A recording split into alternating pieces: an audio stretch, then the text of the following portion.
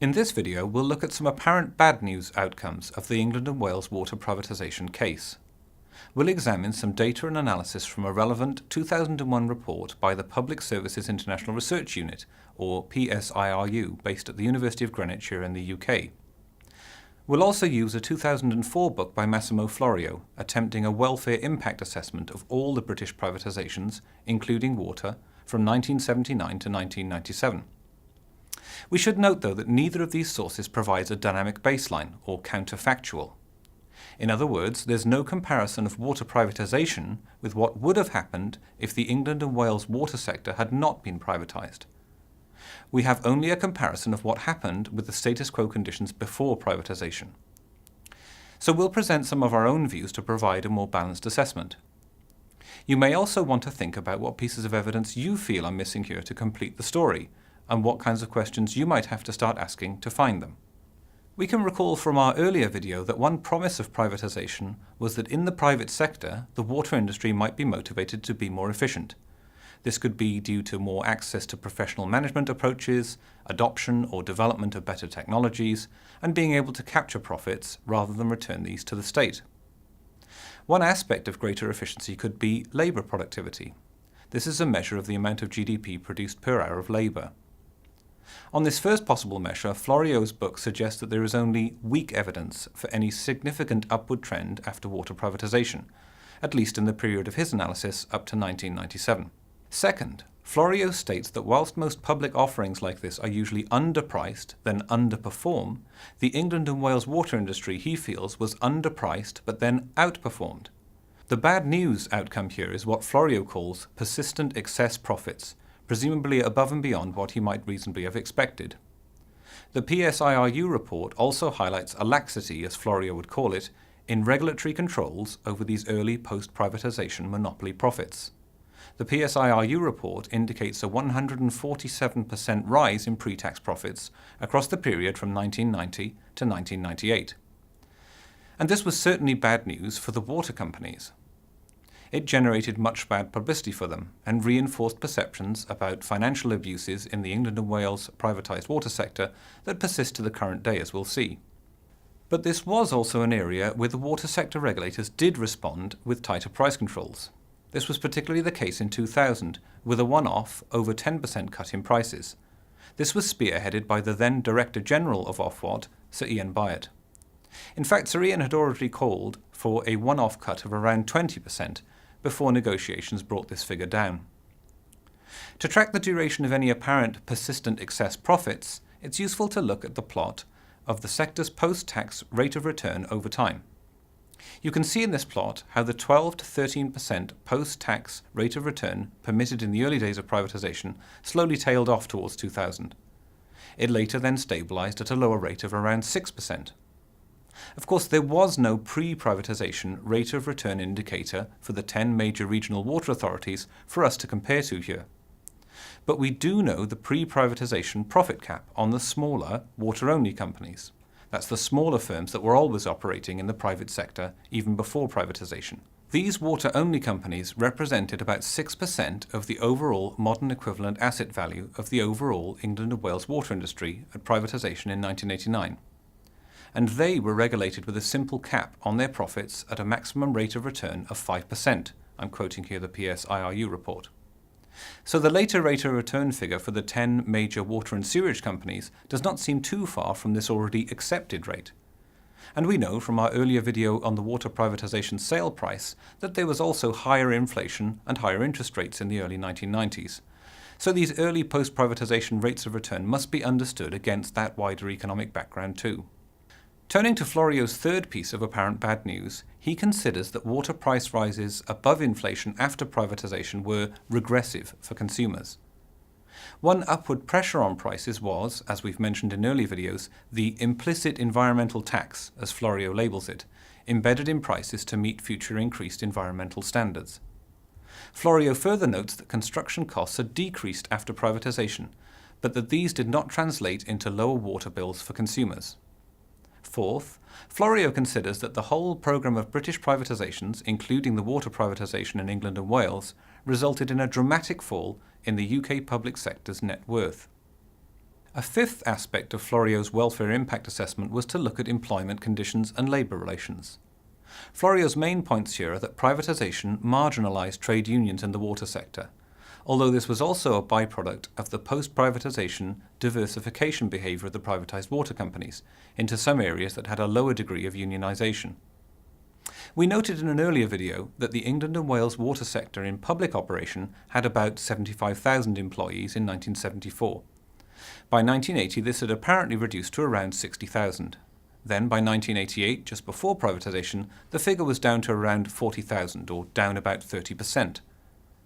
There had always been waves of recruitment at key moments in the public sector water industry. This was whenever budgets and political priorities had permitted it, such as during the reorganisation into regional water authorities in 1974, that we've mentioned before. There were also additional few thousand staff working in environmental and flood defence functions on top of these numbers in the 1980s, perhaps as many as 7,000 or 8,000 people. Part of the reason perhaps that Florio fails to find much of a labour productivity increase after privatisation is that from 1989 to 1992, directly after privatisations, staffing levels increased back up to 55,000, seemingly not far from the original 1980 levels. We should point out that there can be counting errors here though. A separate source, a report from Peter Bailey in 2003, who was an Environment Agency Research Fellow at the Centre for the Study of Regulated Industries at the University of Bath School of Management, puts the number of staff in 1990-1991 as more like 46,000. Peter Bailey also suggests the opposite of Florio and shows a significant rise in revenue per employee directly employed by the England and Wales water industry. This is over the period from 1985-1986 to around 1990-91 and beyond. The issue here was that various new jobs were created, that is, roles for regulators, consultants, contractors and so on at privatisation. So direct numbers here of employees can be misleading if they're used in labour productivity calculations. More broadly, Florio does not find much evidence of major changes to work conditions for employees, at least up until the end of his analysis in 1997. This is even though before privatisation there had been concerns about, say, salary reductions, overtime entitlement reductions, increases in job duties, decreases in job security, or increased difficulties in securing promotions. From my own research, a related bad news issue has been a perception of the England and Wales privatised water industry as a fairly unattractive career for young graduates. This has reportedly led to difficulties in finding recruits with the right skills in the sector, and difficulties in holding on to them for longer periods whenever they are found. But in my view, this is not a bad news outcome that is directly attributable to privatisation. It perhaps reflects wider changes in the UK and global labour markets. This graph shows the staff numbers for the precursor to the regional private water company for Manchester and its surrounding area, United Utilities, formerly known as North West Water Limited, and before that, the North West Water Authority.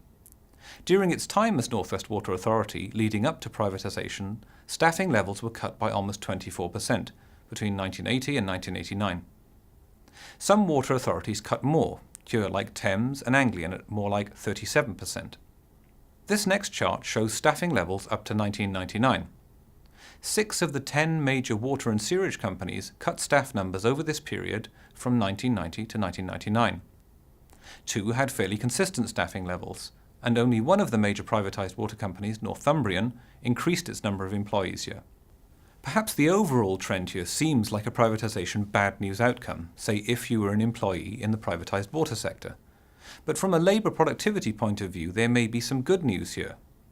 This is indeed directly suggested by Peter Bailey's analysis, which, caveats about direct employee numbers accepted, shows an increase from £82,000 revenue per direct employee in 1985-86 to £200 revenue per direct employee in 2000-2001, both of these figures being in 2000-2001 prices. That's an almost 2.5-fold increase in labour productivity. Looking again at our local privatised water utility for Manchester, United Utilities, this latter assessment by Bailey seems to ring true, as the longer-term trend perhaps, say instead of Florio's short-term post-privatisation bad news on this point. United Utilities moved from around 3.2 million connections, that's households and businesses combined, serviced by 7,000 employees in 1990, to roughly the same number of connections serviced by just 4,200 employees in 2011. This represents a change from roughly 457 water and sewerage connections per UU employee in 1990 to around 762 connections per employee in 2011. That's a more than 60% efficiency improvement, at least in terms of the number of connections per direct employee again. This is perhaps good news for customers and investors, yes? So again, it's worth stressing that good or bad news outcomes here are highly dependent on the perspective we take, and on the time period we choose to look at them over. The excess monopoly profits that Florio has highlighted is certainly an issue that's worth discussing in a little more detail here, though.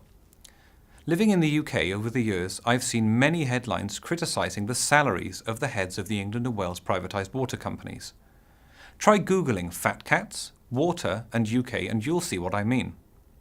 Newspaper media and public outcry around these salary levels has often been linked to particular problems certain water companies have faced since privatisation. So again, it's context specific. For instance, you're likely to pick up the water company Yorkshire Water in your Googling about water fat cats if you're looking in the 1990s.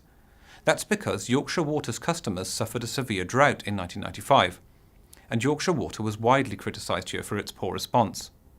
In my research, I've recalled meeting a plastic water pipeline supplier and installer. They'd been contracted to connect very quickly parts of the Yorkshire Water pipe network to alleviate these drought problems. The contractor had delivered sections of pipe over hard-to-access parts of the Pennine Hills that run through the centre of England by helicopter before installing them. He definitely enjoyed this rare experience, but he was the first to admit it wasn't particularly a cost-effective approach. In response to media and public outcry and under regulatory pressure, Yorkshire did eventually take strategic decisions to integrate its clean water pipe network into one system. This overcame water resource problems it had faced previously with its patchwork of unconnected reservoirs and water supply infrastructure. Nevertheless, it's not surprising to come across headlines, say in the Independent newspaper in 1998, with the headline, "Fat Cat Yorkshire Water Chiefs Get 30% Pay Bonus." The legitimacy of the sector in the eyes of citizens, and in the way the sector has been represented in the press, has been seriously undermined by such events, and this problem has not gone away. It remains a bad news story that reappears from time to time. For instance, let's fast forward to 2010. Then you'll find this headline in the Daily Mail newspaper. The £10 million water fat cat. Union savage payout to boss who quits for another monopoly. This concerns former chief executive of private water firm Anglian Water, Johnson Cox. He was given a so-called golden handshake or severance pay package of nearly £10 million when he left Anglian in 2010 to move to head up UK Coal. An interesting footnote here is that Johnson Cox since became the chairman of the England and Wales water sector economic regulator, Ofwat. At the same time, though, we should balance our bad news account of this public and media legitimacy problem for the privatised water companies. The board of neighbouring water company Scottish Water, which remains in public sector ownership and operation, has also been criticised in the Telegraph newspaper in 2012. This was when salary bonuses of up to £370,000 sterling were awarded to its board. This mimicry of salary levels in neighbouring organisations in the same field, as it were, one private, one public, is something that deserves more attention, but it's beyond the scope of what we're attempting here for now. Similarly, we should note that fat cat behaviour was not universal in the privatised water sector of England and Wales. This table shows remuneration levels of the highest paid directors in the 10 major privatised water companies from 1990 to 1998. Some private water companies have been worse offenders than others. For instance, Anglian, already mentioned, shows a 200% increase in constant 1997-1998 prices in this table. There's also a 150% increase here for North West Water, now United Utilities. However, South West Water here slightly reduced the salary of its highest paid director of this period, and for Thames Water the increase was only a more modest 7%. Another exercise in Googling you might wish to undertake is to search for UK, water and corporation tax. You're likely to return headlines such as these from the Telegraph newspaper in November 2012. Britain's largest water companies pay little or no tax.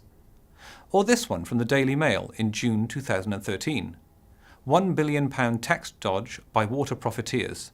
As your bill saw, 7 of the UK's foreign-owned firms pay peanuts in tax.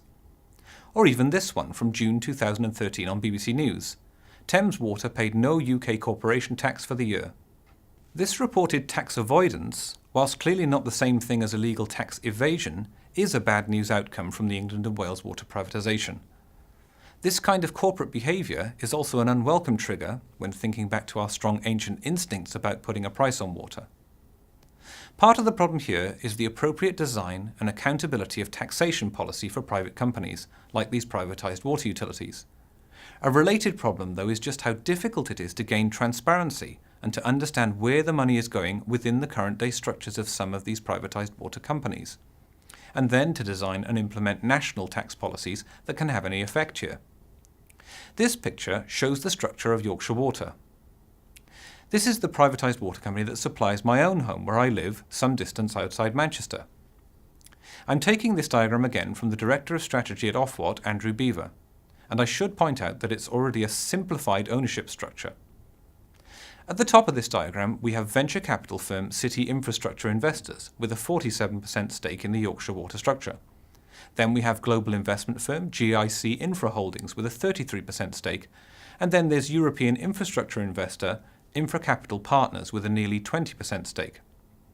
Underneath this is Skeldergate Topco Limited, cited in the Island Crown Dependency of Jersey, which has a corporate tax rate of 0. Then there's Skeldergate Eurobond Company, now called Kelder Eurobond Company, registered in Bradford, West Yorkshire in England. There's then a series of intermediate holding companies above an entity that's called Saltaire Water.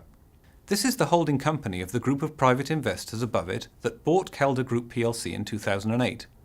Yorkshire Water plc, which was the holding company of the regional water authority that was privatised in 1989, renamed itself to Kelder Group plc in 1999. The company underneath, Yorkshire Water Services Limited, is the actual regulated water and sewage company that serves me. This is the name that I see on my annual water bill. Kelder Group also has a set of non-regulated diversified companies. These are Loop Customer Management, which provides call centre services to customers of Yorkshire Water. Then Kelder Water Services, an infrastructure services business that's based on Yorkshire's experience with large-scale infrastructure investment. And finally, there's Keyland Developments, described on its website as a team of property and planning professionals specialising in unlocking development potential of underutilised land, operating across Yorkshire for over 20 years and regenerating Yorkshire Water's redundant sites. Are you keeping up? It's a complicated structure, isn't it? And this is just an example for only one of the major 10 water and sewerage companies in England and Wales. Arrangements elsewhere vary from the structure shown here, as Yorkshire is held by a group of private investors. That means it's no longer listed on the London Stock Exchange, unlike some of the other major water companies. The complex flows of money within such structures, and the degrees of separation from the customer, facing company in this example, my supplier, Yorkshire Water, is a challenging issue. But is it necessarily bad news? That's hard to say, but our opinion is yes. To summarise, in this bad news water privatisation outcomes video, a balanced view seems to be that we've seen a mix of both perceived bad news and some actual bad news. Some of the bad news outcomes, like corporate salary and tax avoidance successes, were probably avoidable.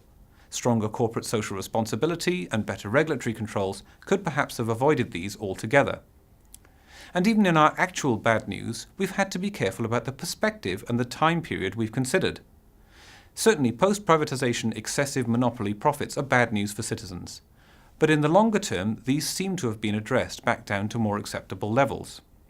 Similarly, nobody wants to see people lose their jobs. There were some upward and downward trends here, but overall the staffing levels in the privatised England and Wales water companies seem to have reduced. From another perspective, though, this seems to have brought increased efficiency from labour productivity, at least perhaps after the short-term period following privatisation, where the evidence seems less clear. You'll note that, given the complexity and scale of the task of assessing the outcomes of the England and Wales water privatisation, we've already struggled to keep our evidence here to strictly black and white, good news and bad news outcomes in these videos. In our final video, we'll walk into some even more muddier waters and look explicitly at a set of unclear outcomes. These are areas where there seems to be very little evidence, or where judgment of the outcomes requires seeing how certain underlying trends play out in the future. Thanks for watching this video.